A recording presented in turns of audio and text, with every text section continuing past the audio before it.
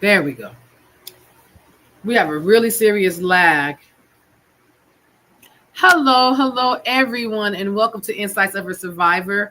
I'm going to tell you guys right now up front, you know I'm an authentic person. The computer system is a little laggy because we are in some type of storm out here, but that's not going to stop it. We're still going to show up, right? We're still going to be here for everyone. So you're not going to hear my beautiful theme song because it wouldn't let me load it and all of nice, pretty little bells and whistles. We're going back old school, you guys. It's just us. And if I freeze like this, then just deal with it because you know I'm cute no matter what. It doesn't matter. But before we get started, I want to give you guys a trigger warning. Every episode you're going to get this is nothing new. Before we begin, I want to acknowledge that today's episode will cover sensitive topics, including domestic violence, survivorship, and the healing journey. Some content may be sensitive or triggering for listeners who have experienced trauma, so please take care of yourself while you're listening. Pause if you need to, or reach out for support. Just prioritize your well-being, okay? That's all we can do. So let's just get started. Sometimes in the very darkest moments of our lives, we discover that there is the brightest lights within us. Not the kind of light that blinds us or fades, but the kind that burns with purpose. And that's the kind of force that's the kind of thing that forces us to look at our own self and say, I made it. You know, I did it. I made it this far, but I'm not done yet. I'm not. And there was a time in my life where I couldn't see that light. All I could see was pain. I couldn't see past the pain. I was drowning in silence, carrying wounds that I never asked for, trying to survive in a world that didn't seem to notice that I was breaking. I was doing the best that I could, you guys. I was. But even in that silence, something inside me refused to die. Something told me that if I just kept moving, if I just kept fighting, then one day my story wouldn't just be mine. It would be someone else's to survive. It would be someone else's, to guide them, to help them survive. And you know what? I'm not alone. I'm not alone there. So there's a community of survivors and thrivers that have similar stories, different stories, some more compelling, some less compelling, that all have the same type of story. And that's what I represent. Because on this show, on Insights of a Survivor, we don't just talk about trauma. We talk about triumph. We talk about what it means to rise from the ashes, to find your voice again, and to reframe your life into something powerful, purposeful, and free.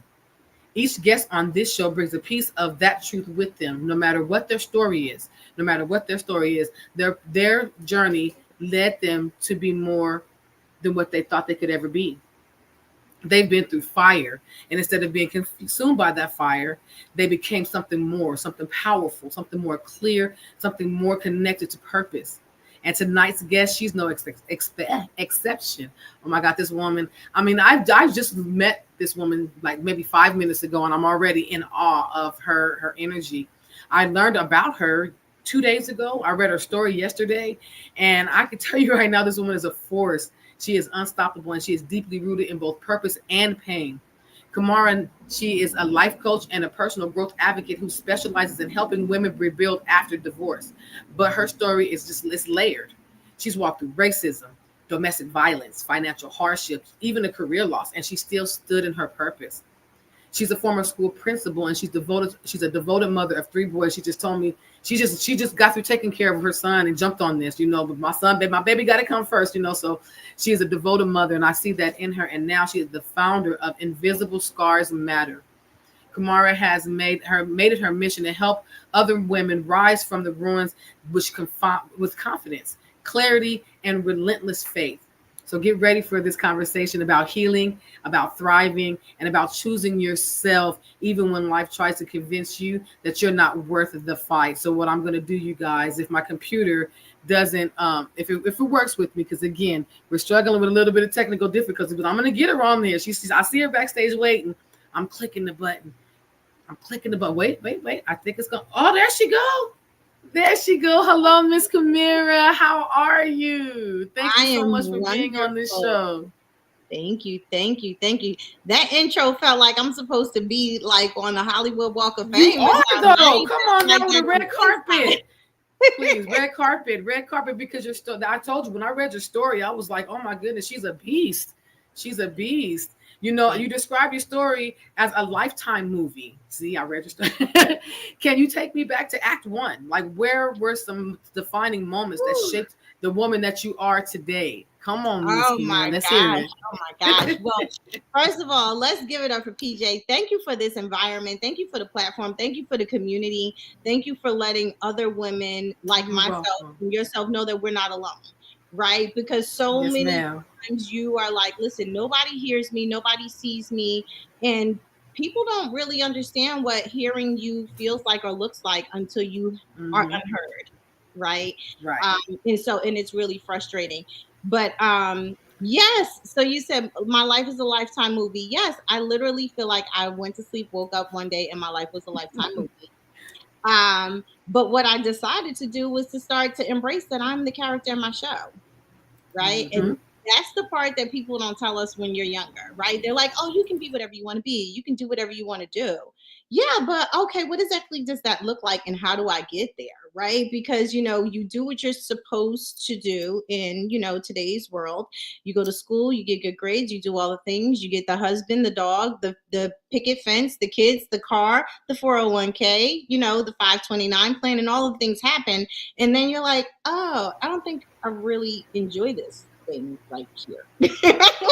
But nobody ever asked you if you were happy or told you what to do after you get there. Right? Like Hmm. what do we do after we get to this place of dog, husband, kids, car, career? Like what Right. happens then? Right? And if you really start to live your life as your feelings being your North Star, it really comes out to be a better on the back end, is what I found. Right. Because a lot of people really kind of go on what you're supposed to do. You do what everything that you're supposed to do. I was the what I call the do right kid. Oh, I was the kid who did everything my mother said I was supposed to do, and then what happened. I told my aunt just last week. I said, I did everything I was supposed to do, and she was like, well, okay. I was like, yeah, and I ended up here. I was right. like, I did everything you told me to do, right? You and your sister, my mother. I did everything you told me to do, and I ended up here. How did that happen Right. exactly? So you said, so the turning point, I think the turning point for me, 1000% was one day I woke up and I was knee deep in a career, right? As a Hmm. retired school principal, I sat in school districts for almost a decade, as an administrator, but 12 years, a little over 12 years in the classroom prior to that. So I spent my entire career. I started my career in education at 16 years old. My dream was always to own a daycare center. And then I learned the business industry part of it. And I was like, yeah, I don't want that. So then I moved on. No, no, no, no, no. I moved on to something. So I went to actually play with the children and I stayed in that space for a long, long time. But then I was like, how do I get to the next level? What does next level look like for me? What exactly does that entail? And then when I really started to dig deep into what I wanted and what I needed, I realized I was not being met with the same type of expectation or energy in my marriage at the time. Hmm. um, I had a lot of signs. A lot of the signs were there, and all of the things that we don't think are real things. Those red flags or orange flags that turn to red that are always there. And now Yeah. your story makes sense in reverse, right? And it's kind of like, Right. oh, I saw that. Yeah, I saw that. Oh, that makes sense. Okay. And then it all starts to pull itself together. Um, but ultimately, the short, I guess, Cliff Note version, and now we can have some questions, is when I woke up and I was like, yeah, I don't want to do this anymore. Like, I realized that I'm being abused. I am Hmm. being emotionally neglected. I am being talked down to. I am being it was a lot. It was a lot of beings in that process. And then one day I woke up and I was like, today's the day. I'm going to end it today. And the ending was when all of the chaos and the madness actually started. Which, Okay. as a survivor, right? I don't have to tell you, they say the exit plan Yeah. is the most dangerous time. And I think so many people don't really believe that.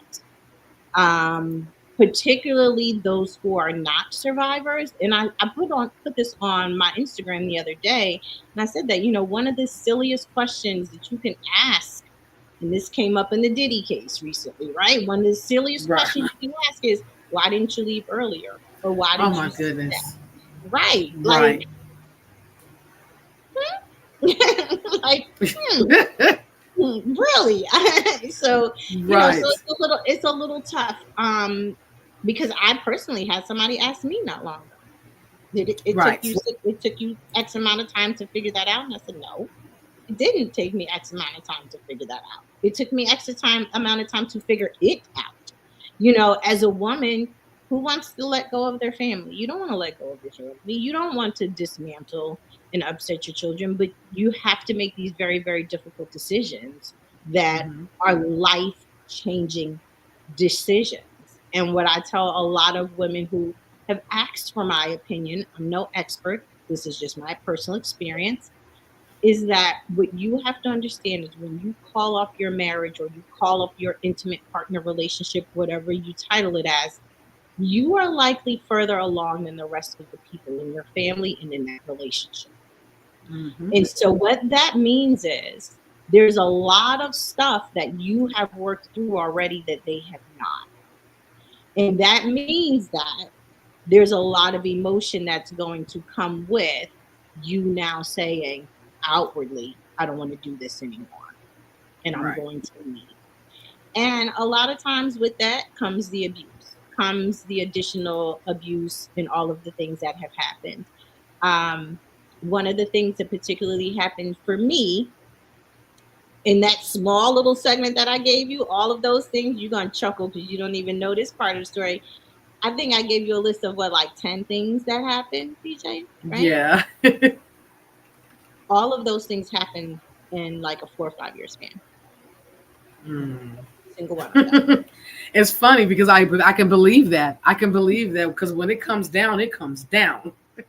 When it comes down, it comes down. And my divorce was actually just final last week. Oh Yes, wow. just last week. And it took me 4 years to get there. 4 years. I left in 2021. We just got divorced Mm. last week. Again, I'll give you a prime example of one of those abuse control things. So we had a situation where we were going to be able to use our separation agreement that will roll into a divorce decree, right? Hmm. So for the sake of the listeners out there, when you're married, you go through a divorce. If it is an uncontested divorce, you can draw up a separation agreement. Your separation agreement then rolls over into a divorce decree. So I actually presented my ex with a separation agreement in 2021. He refused to sign it. We went through the entire 4 years only to get to last week with him signing the same document that I presented in 2020. Oh Control, wow. right? Yeah. All control, all control. And things that we don't want to believe, right? But as a result, even in that control factor, so many things happen. Um, he knew that I was not in a position where I was working at the time. I lost my job during the pandemic. We really Mm. actually, I actually, I'm from New Jersey, right? And you're over there in Costa Rica hanging. So we're from the US, Hey. in New Jersey. And we actually were living in Florida at the time. I was working for a school, and the school lost their charter. Hmm. So, in them losing their charter, I lost my job. So, as a result of losing my job at that same time, we were in a place where, of course, everybody had to figure it out, but things weren't the best. And then we had the pandemic. He was an essential worker. I was home with the children. Things got a little hairy, and not because of the pandemic, people. Let's be clear. It was all existing before that. And then Right. once I decided to call everything off, I came home back to New Jersey where I knew I was going to need help. So, one of the things I will tell any survivor is that go to where you know people can help you think for you, because it's very difficult to make decisions for yourself when you are in Hmm. that kind of stress. So you need people to think for you. So I said, you know what, I'm going to go back home. So I came back home to New Jersey, and I started to, make my way with my family and things of that nature. But I didn't necessarily have a family to come home to because my mother is deceased and I was going to stay with my sister, at least so I thought, but my sister was not willing to open her doors at the time, right? Because she had her own situation going on. She didn't want my children to go to school from her house because she didn't want it to be a truancy issue, as if I didn't work in the school system. But again, that lack of support that you have, right? Another thing that I Right. made on with my lives the other day, the first few people to isolate you are your family members. Your Yes. friends or your family are the first ones to turn your back because they're not hearing you. They're not really listening to what it is that you're saying. So when I came back here, I was working and getting myself together. But ultimately, what ended up happening was when I came back, rent was so expensive, right? So coming back to New Jersey from Florida during the pandemic, people were renting apartments sight unseen. I couldn't find a place, but I needed to get my kids in school because they were 12 and 13 years old at the time. They were only in seventh and eighth grade. And then what happened? We go into an apartment where it was like $3,000 a month for me to stay, right? So now I'm at Wow. a place, it literally, and PJ, that wasn't even to move in. Wow. Right, exactly. That was monthly. Mm, That mm, was a month. My moving mm. cost was like 10 grand. Ooh, ooh. And I want you to know that I left Florida with $750. Oh, Right, right, right. Now, keep in mind, I left Florida with $750 in a new car because I was smart enough for that car. Because this is what I lived by. People will let you sleep on their couch. They won't let you use their car. right. Right. Crazy, ain't it? But it's true. Man. People will let you sleep on their couch before they let you use their car. And I knew that I had two children, and I need to be able to get my children where I need to get them, regardless of whatever. So I had an exit plan before I knew. I started crafting my exit plan. And to your point, one of the things actually was the bankruptcy. So I actually filed for bankruptcy prior to the pandemic starting, knowing that I was going to need my credit to be my other source of income. So when I got ready to leave, probably until about maybe 30 days ago, he was wondering how I had a brand new car. And that was how.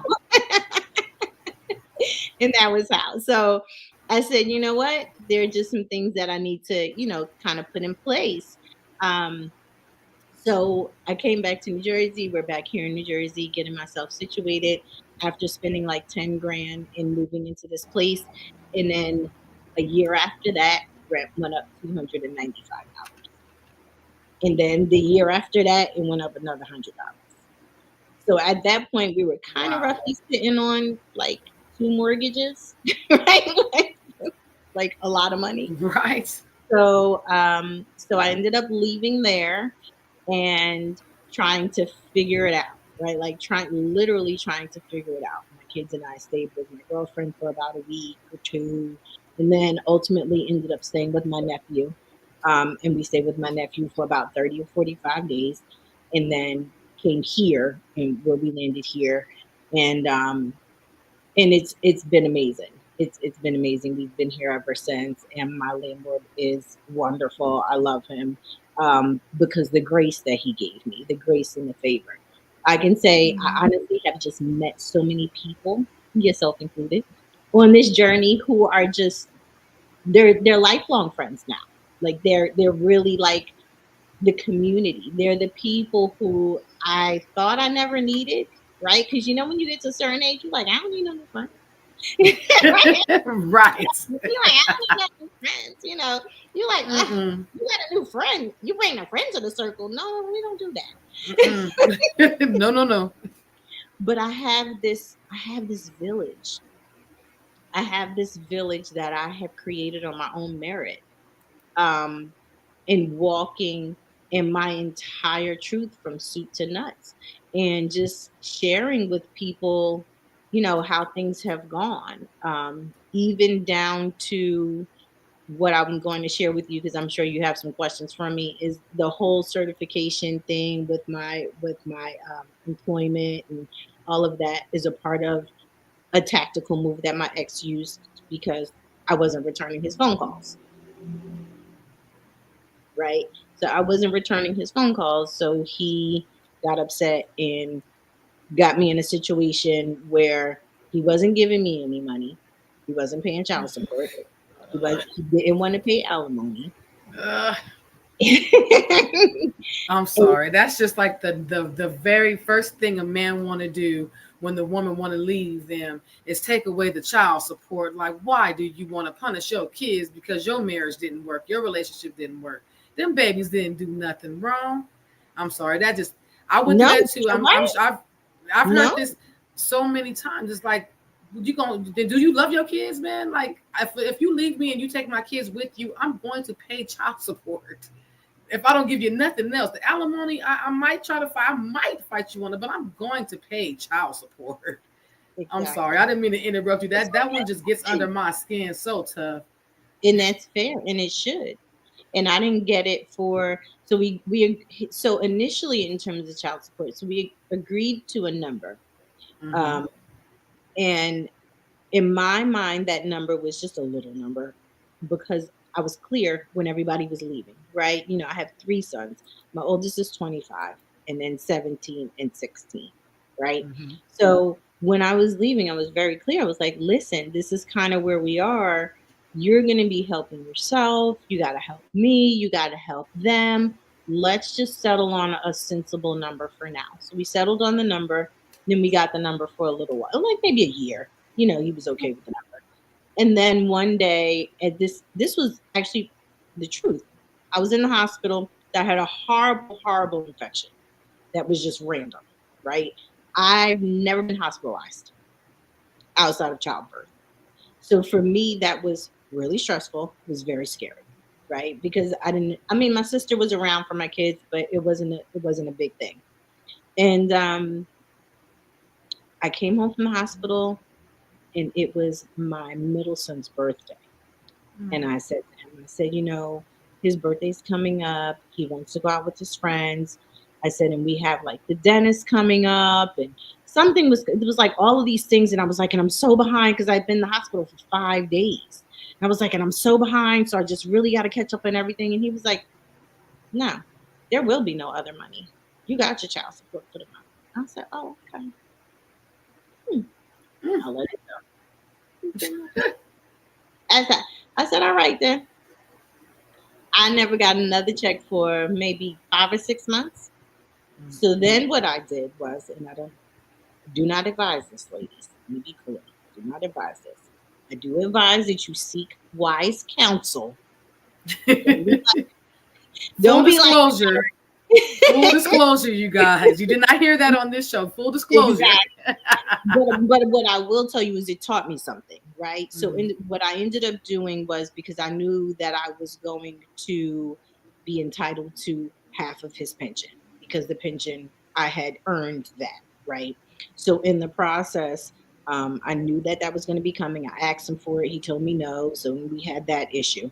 So I said, oh, okay, so I know how to access said account because I set up said account. So I'm going to access and do all of the things. So I accessed the account, and then he filed criminal charges again, right? Those same criminal charges that have rolled into the divorce decree, no less. I'm applauding you. I'm applauding you. I know I'm frozen, but I'm clapping. Now, again, you guys, she's correct. Do not take, don't take the law into your own hands. But Right. you can't blame a desperate mother who needs to provide for her children to take measures when someone is acting very childish. I mean, I'm gonna applaud you for your efforts. I'm sorry that it ended in you Thank having you. criminal charges, but I mean, man, I wish Thank I'd have thought you. about it. I'm a little mad that I didn't think about it. But I you mean, want to know so. something? I got to tell you, PJ, it got me here. Because let me tell you, this is Hmm. the part of the story that's going to start to give you goosebumps. So he filed the charges, knowing that, okay, I just want to be clear. He is prior law enforcement. So he Hmm. knew what he was doing Hmm. when he did. And that was okay. That was okay. It's fine. So once said actions were done, I was like, oh, so you're really out here trying to ruin my life. Okay. All right, cool. But what he didn't know is that I'm God's favorite, right? So Right. when we went through the process and I actually had to work with the authorities, the woman that he gave his report to was the same detective who was the response detective on a community incident where I was the first adult responder to. And she remembered me. Mm. So when I went there, she was like, you're from, oh my gosh, how are you doing? Oh, I'm just great. I'm here with you. Like this is wonderful. Some coffee. Like, what are we doing here? So I explained to her what's going on. Sweetest pie. That woman made the experience as seamless as humanly possible for me. Okay. It's when I say it's seamless, it's humanly possible. So much so that she was, even when she was talking to me, PJ, she was like, "Am I hurting you? Are you okay?" Oh. So that, Wait, exactly. so he really put you in jail? I thought he just pressed charges. Like he put you in jail? Okay, so here's what happened. So let's use all the proper language terms because I'm a fake paralegal since I represented myself in Man, no, you're not fake. You just need that. You need to take that test and become certified. That's all. so while I did not go to jail, I had to be arrested. Okay, I know what you're saying. I know what you're Yes. saying. So you have to be fingerprinted and all of the things. So yes. Mm-hmm. So You had to be thankful. processed. Exactly. Exactly. But I've been on the other receiving end of those calls as a school leader. So now Hmm. fast forward tomorrow, I get a call that I can't work. So you Oh my don't want to give goodness. me money and now you're taking my money. Okay. Okay. All right. Mhm. Mm-hmm. So this is the part where people don't realize is real. Financial abuse is real. Very much. And I need you to know that this is not like I live in the tri-state. I was a six-figure salary earner. Okay. Not that it stretched far. Be clear about that. But I was not it wasn't minimum wage, right? So you're not talking to somebody who is not an earner, right? I've been in the Right. school district since 1999. Okay. This is right. Like I started my career in 1999. So this is not, he wasn't working with somebody who didn't know as well as he knew. Um, so anyway, going back to the story, we went through this whole process together and now we have to work through all of that, but it's all coming full circle because there was a community that I was a part of that a woman who's a family friend attends church with the administrative law judge that has my certifications under question. Why? Because I'm God's favorite, right? So all my people are coming together. Like it's all coming together, and people are knowing people who know people who know people. And it's really interesting to watch it all manifest. But when I look at the whole work situation with my certifications, I'm a little bit hard headed. While I'm God's favorite, sometimes I don't always hear his voice the way that I'm supposed to hear it. He had to put me through that. Like I had to go through that fire. Mm-hmm. Mm-hmm. I always say, one day I woke up and decided that I was going to blow up my family, and everybody wasn't as ready as I thought, Mm-hmm. right? even though I was talking, people weren't really listening. Like they were just kind of like, "Oh yeah, she's saying something." No, I was really saying like, "This is over." Like, no, this is we're done here. Like we're done here. It's a lot. There's a lot happening here. The no longer feeling emotionally supported, being Mm-hmm. cursed out in front of my children, being all Mm. kinds of bitches. Like, it was like enough already. You Right. know, if you're trying to grow your family or get to a place or get through, no one deserves that. Like, you don't deserve to be cursed at and screamed at and not supported if that's what you're putting out. Right. But I will say this very, very loudly, and this is a great clip. If people want to clip it, your friends will never tell you that you are being abused. Huh? Say that again, please. Please say that again. Your I'm friends are not sorry. going to tell you. It's not theirs to tell. So when you Mm-hmm. know, you got to know. Mm-hmm. Because I tell you, I said to my friends, like maybe just 45 days ago, maybe might have been 60. I was like, yo, why you bitches didn't tell me I was being abused? Right. Just like that. Like, what is happening? This is not normal. I'm gonna put that where they can see it because they need to understand your friends will not tell. They will sit back and watch, But it's and that not ain't none of theirs my to business tell. because it's not. It's not.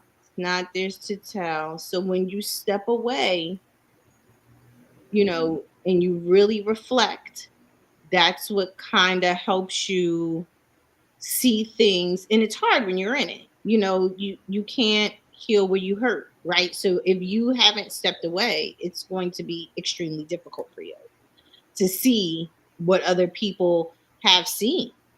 So many times in this journey, I have someone now, we say to each other almost every other day, "Oh my God, what were people thinking about me? What were people thinking?" Like, Yeah. I thought it was so crazy. And even when you step away, you know, I know for me particularly, I started to realize like people were, people don't think that you would be attached to someone of that caliber of character. Yeah. So they definitely hear you less when they hold you in a higher regard. Yeah.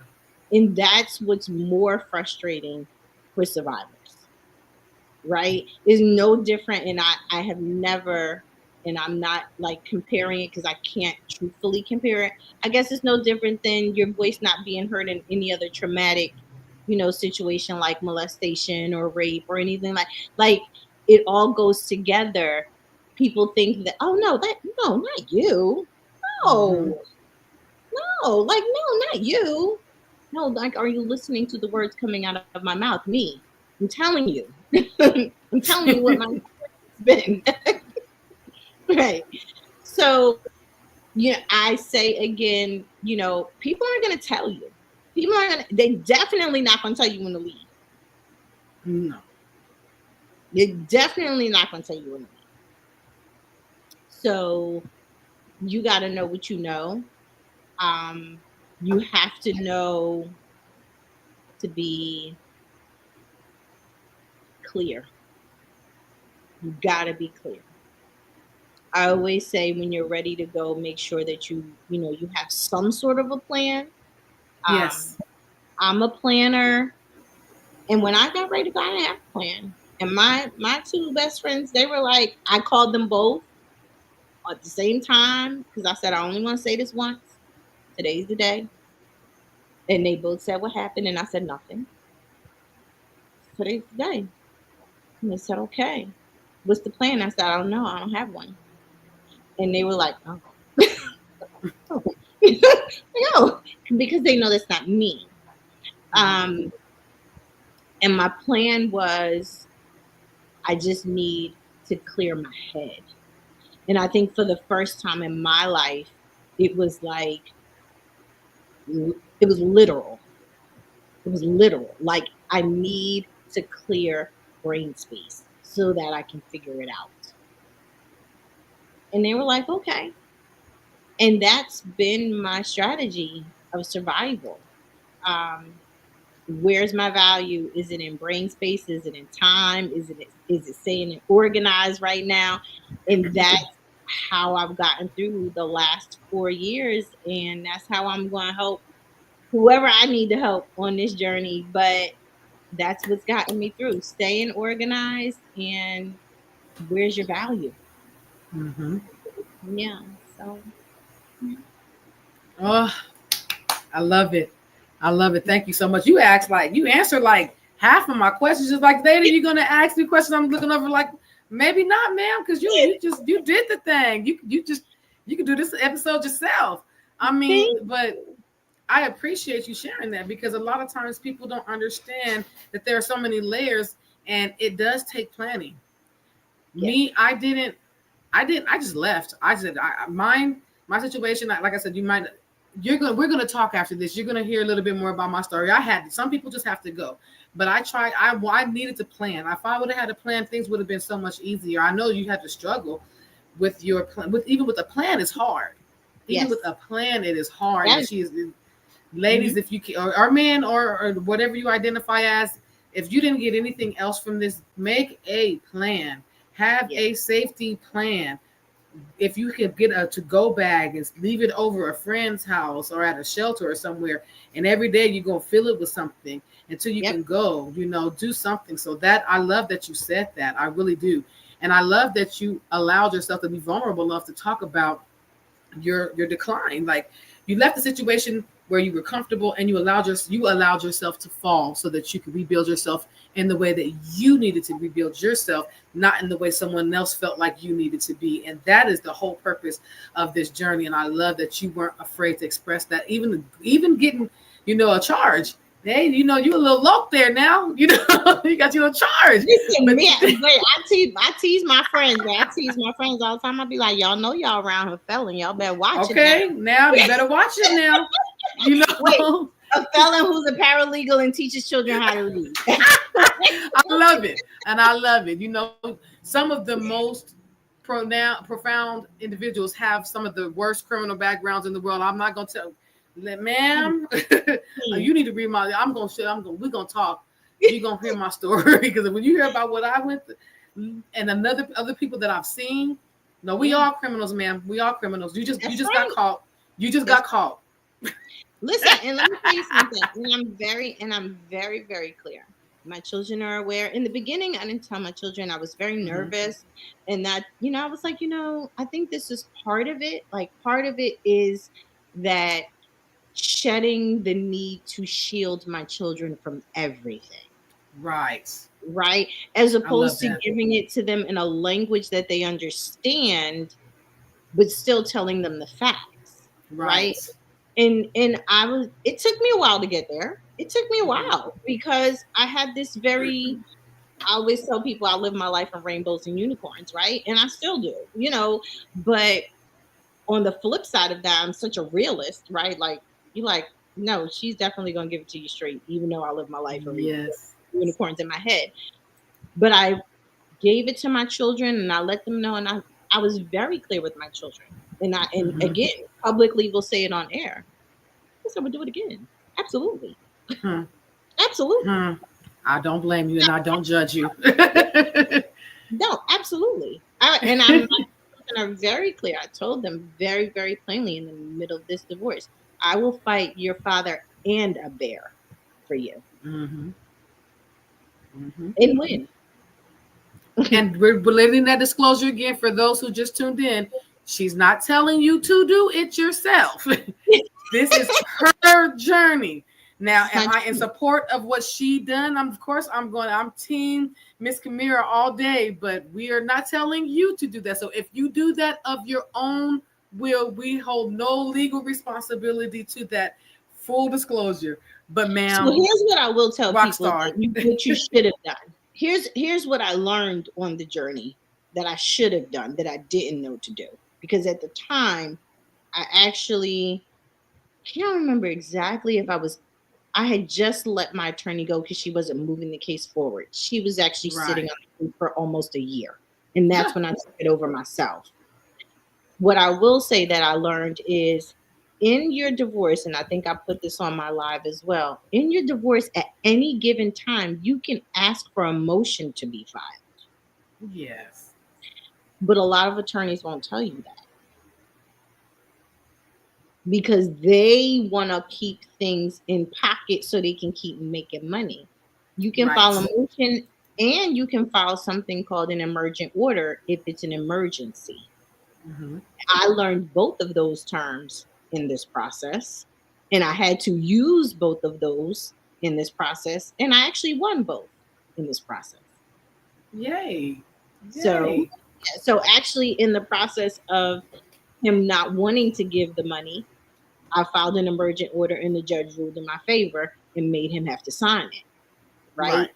Because you are withholding something that she is entitled to that he Mm-hmm. just didn't want to give. So, the judge had to tell him what to do, of course, because Thank you. Thank you so much for that.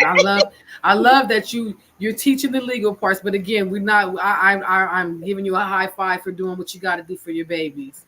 So, thank you. I want to talk about your nonprofit Invisible Scars Matter. Yes. You are a powerhouse. You raise an X amount of money. You told me, but we're going to keep that to ourselves in less than a year so that you can help a community of individuals that needed to help. And this vision is how you were this is what you want to do. You found your purpose, like you said in the beginning of this.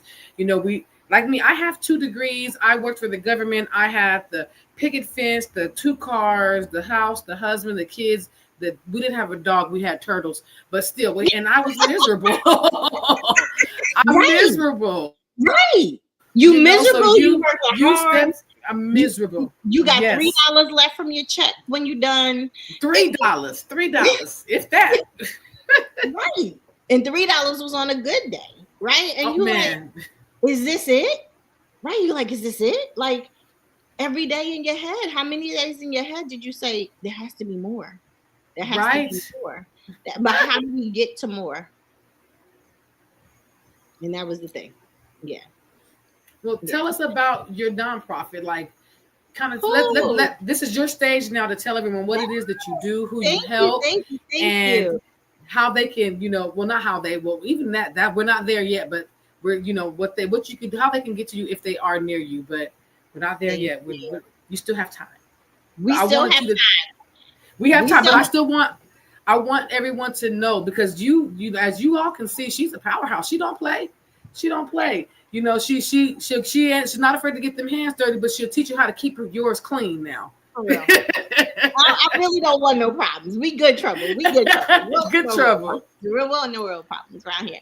So our nonprofit is called Invisible Scars Matter, because that is what we believe. We believe that there's so much more to what happens in terms of your healing process, and when you are a survivor, it's not always the physical. What most people don't value, I'm not going to say see, because they see and acknowledge it, they just don't value the fact that the words, the financial, the mental, that takes a greater toll than the physical. Not that they don't all have value, but there's a greater value, I think, on a lot of the mental, most of us would say.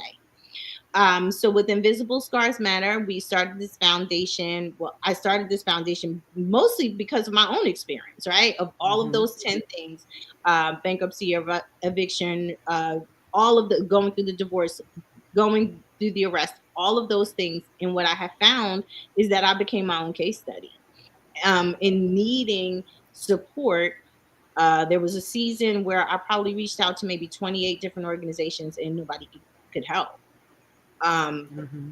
and I would like to believe I know how to talk to people, right? So heaven help you if you are somebody who is just at a place where you are so emotionally drained that you don't have the mental capacity. That is real. We all know what that looks and sounds like.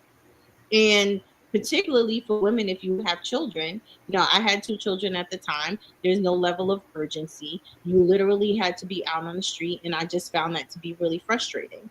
Um, and in my county here in New Jersey, we don't have any safe houses. That's the other thing that I learned. So Wow. this is all a very interesting thing that has come upon me. So we're here in New Jersey, looking to continue growing. We have the dream of owning a ranch, which I know is going to come faster than I think. So I'm super excited. I'm ready for it. I've been saying this for the last 2 years, I think it's been, where we are going to be housing women offering life coaching. We're going to have a boutique on ranch because we like to shop. We got to keep it cute. And we are going to have a respite center in horses for therapy. So I would like to have at least 2 or 3 horses. Um, and we're going to just keep continuing to give back to the community because it's needed. This county is one of the 3 most expensive counties in the state of New Jersey in terms of rent. And I think that it's absurd that we're at that level and we don't have resources for women, and the schools are very, very full. So what is it that we're doing? How are we growing within our community? And that's where we came from. So you can find us on all platforms at Invisible Scars Matter, and you can find me at Kimara Nakia on Instagram and Facebook. I love it. I love it. I'm gonna have to get with you because I've been trying to start nonprofits for years, and that's not for the faint of heart. It is You not. know, it's not It getting is the not. 501c3. It's work. 501c3 alone is a beast. Just being 501c3 certified, all the things that they have you fill out. I said, okay, I don't know what I'm doing. So yeah, we're gonna have to link up because It's work. there's so many things I want to do for the community. I just don't have the knowledge, and it's a Okay. community that brings us together. And I appreciate even getting to know you. I'm gonna have to cook something for Cassandra. Oh, by the way, ma'am, I cook. I'm gonna have to cook for you too. Okay. Um, Yay! right? You got to come to Costa Rica. Let me cook some of this Latin food for you. I'm telling you. Yes. Oh, Yes. yes, ma'am. So community seems to be a huge part of your healing. Yes. You joined a sorority. I am okay. So, well, a lot of people who know me know this about me. One of the things that kept me going when I was going through a lot of abuse that I was going through as a child is I wanted to grow up, go to Spelman, and join a sorority. That never happened Okay. for me because, unfortunately, I ended up in a domestically violent situation for 12 years, had kids. Things, life happened. Hmm. So I basically had to fight to even graduate high school, but that was my dream. Right. And your sorority to advocacy groups, how do those connections keep you grounded or inspired when things like kind of felt heavy? How did that help you through your journey? Oh my gosh. So okay. Well, I joined my sorority, so I'm a member of Sigma Gamma Rho Sorority Incorporated. I thank you. Um, I've been there since, oh my gosh, 96 Mm-hmm. probably. Yeah, 96. So I've been a part of Sigma Gamma Rho since then. The National Coalition of 100 Black Women has been my more recent connection in terms of doing work with young girls. And we are solely, that coalition is solely driven for young Black girls. So that both organizations keep me rooted. Um, my sorority, we do community work, but it's a different kind of sisterhood over there. We've been together a little different over there. we cut up. We cut up and do community service over there. At the I mean, coalition, we as do long as you're doing the good work. at the coalition, it's a lot more community, very not we are not the coalition is not rigid. It's just that the way it is designed at our age, and so many of the women are women business owners and very driven. We come in to do the hard work Mhm. for the girls, and then we go, right? We come in with a purpose.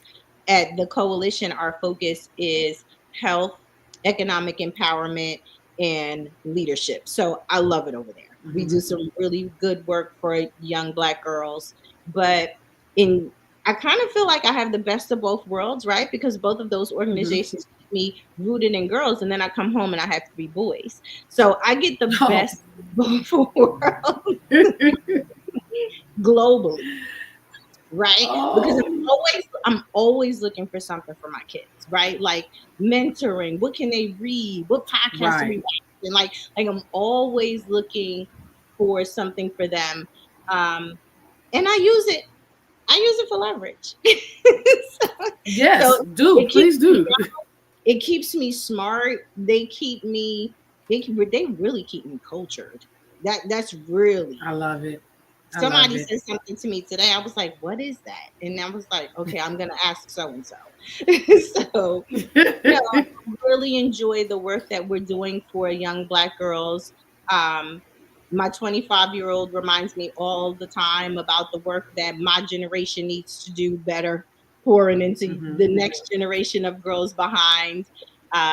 behind us. So, I take on what he says because the truth of the matter is, I'm a teacher at heart. I feel like everybody can learn.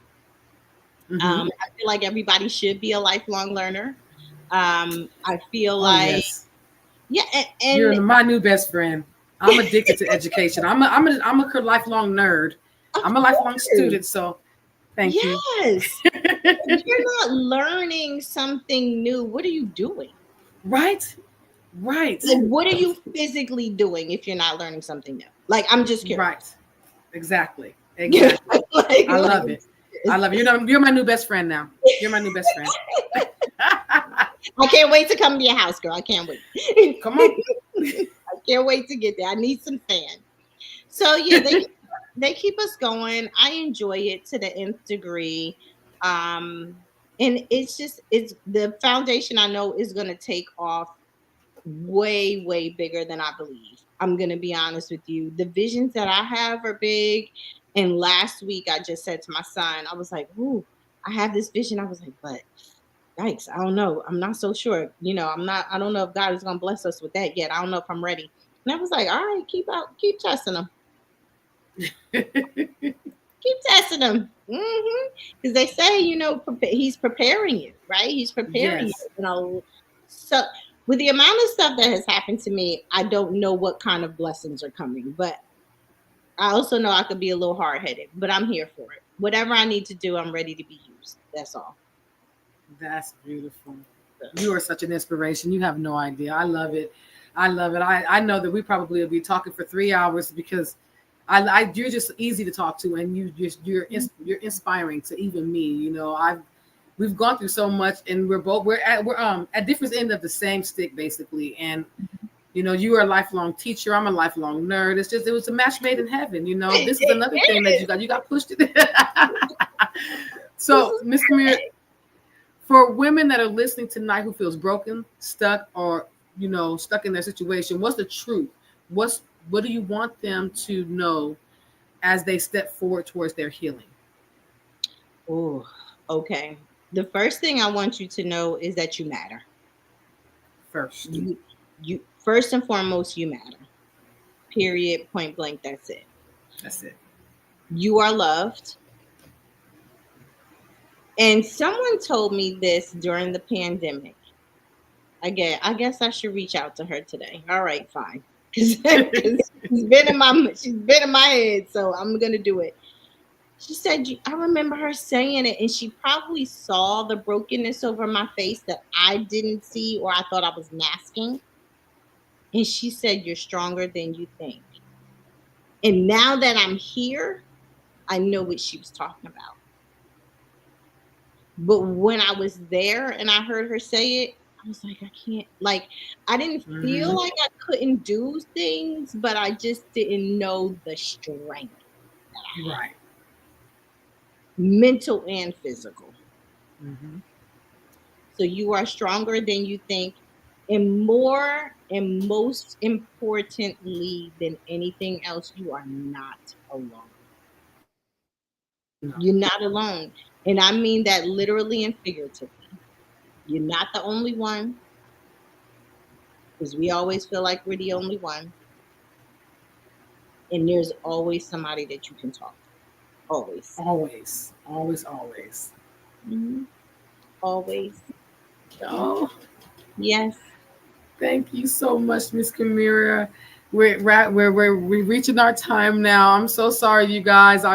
I want to keep her on for another 3 hours if we can, but I don't want to keep her. She's on East Coast time, right? In my right here, it's only 7 o'clock. Over there, it's pushing 9 now. I don't want to keep you too long, but I want to thank you so much. I want to thank you so much for showing a community what strength looks like and for representing what my podcast actually truly means, because that's what Insights of a Survivor is. It's insights to what it means to get over something, to get to a place of healing. So thank you so much, Miss Kimara. And again, you think you got rid of me? I'm gonna stalk you if I gotta do it. If I gotta do it through Cassandra, you stuck with me now, ma'am. You We're stuck with here. me. We go together now. We go together now. That's it. That's it. Thank Thank you you, thank so you, thank much. you. And I will talk to you soon. You guys, please reach out to this woman if you are in a situation, if you just need some knowledge. I mean, if you just need a ear, a voice, I'm sure she's going to be the first one to be there for you if she has the time. Because again, she's a single mother now. We don't. Her time matters too, you guys. We love all each other, but our time matters too. So thank you so much, Miss Kimira. You will not. This is not the last you heard from me, and this is not the last you guys are going to hear from her on my platform. I'm gonna get her back on something somewhere. I'm happy to come back. We are here. Make sure y'all follow us on both platforms. Again, on Instagram, Kimara Nakia and Invisible Scars Matter. So thanks, Invisible guys. scars matter. Yes. Bye.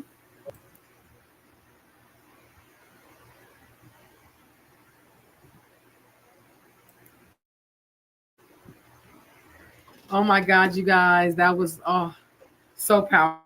Hearing Kimira's story tonight, it reminds us that even in the deepest valleys where we feel like everything is falling apart, there's still a spark waiting to rise within us. She didn't come here just to tell us what she's been through. She came here to show us what's possible when you choose not to let darkness have the final word in your life. And if you're listening right now, maybe that was a reminder for you. Maybe you've been through or you're going through right now your own kind of loss. Maybe your version of starting over doesn't look or feel pretty right now. Maybe you're tired. Maybe you're wondering if you'll ever feel whole again. But let me be real with you. I've been there. She's been there. We've all been there. And there was a time when even I didn't know if I'd make it through. I'm going through things now. Everybody has their battles, but you have to understand what I've learned and what Kimira has confirmed for me tonight is this: you don't have to have it all figured out to be strong, to have a purpose, to begin. Healing is not about pretending everything is fine. It's about showing up for yourself one step at a time. It's about choosing you even when the world counted you out, and it's about believing that your story still matters, even if it's messy, even if it's still unfolding. One thing she did that I love, I have not heard one person say it besides her, and I do it myself, is even though she had to kind of make sure she put it in a nice little package, she didn't hide from her children. She kept her truth in her story, and she shared it with even her children. She's not ashamed of her story, and that's where we all need to be. That's where we're all striving to be proud of our story. So if no one's told you this lately, let me be the one to tell you. You're not broken. You are becoming. You're not too late. You are right on time. And your light is still in there.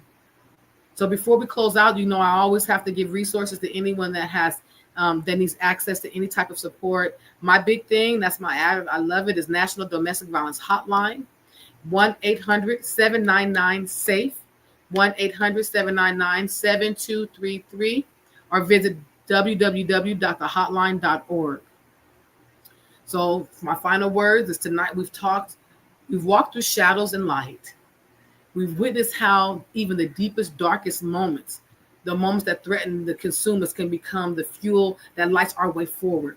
Kimira's story, like so many others, reminds us that the path to healing and empowerment isn't a straight or simple line. It's messy, it's painful, and at times it feels unbearable. So just be courageous, be relentless, and be that fire that refuses to die. To everyone listening tonight, right now, who's feeling stuck in that dark place, whether it's trauma, broken spirit, no matter what, your story is not over. The hardest chapters do not define the whole book. Your story is not, and you're not at the end of your story. You need to be prepared for what's to come. Step into your own power in ways that you have only imagined. Because it's not about survival, it's about thriving. It's about taking those scars and turning them into a roadmap, a beacon, a testimony for yourself and those who are willing to believe you and follow behind you. As we close, I want to leave you with a powerful, powerful truth from a Black woman whose words carry the weight of wisdom of generations, Dr. Angela Davis, a warrior for justice and resilience. She once said, I I am no longer accepting the things I cannot change. I am changing the things I cannot accept. Take that fire with you. Change what you cannot accept, whether it's within yourself, your circumstances, or the world around you. You have the power. You have the resilience. You have the voice. You are not alone in this fight, and you are not meant to walk in it silently. If you are moved by this conversation, here's what I want you to do next, okay? I want you to take a moment right now. I want you to reflect on one thing in your life that you've been accepting that you no longer will. Then take that first small step towards changing it. It might be reaching out for support, setting a boundary, or simply just saying no to things that don't serve you anymore. And also share this episode with someone. Just share it with someone, anyone who you think needs to hear it. A lot of people may need to hear it. It may be for you. Your share might spark the light that someone else has inside of them. And if you haven't yet, subscribe to Insights of a Survivor so you never miss stories like this one, because this one was a doozy. So just make sure you subscribe to stories that remind all of us that we're not alone and that healing is powerful. Healing is possible. Thank you for sharing this space with us tonight. Keep rising, keep thriving, and remember, your light is needed now more than ever. Thank you so much for tuning into Insights of a Survivor, and I hope to see you all next week. Mwah.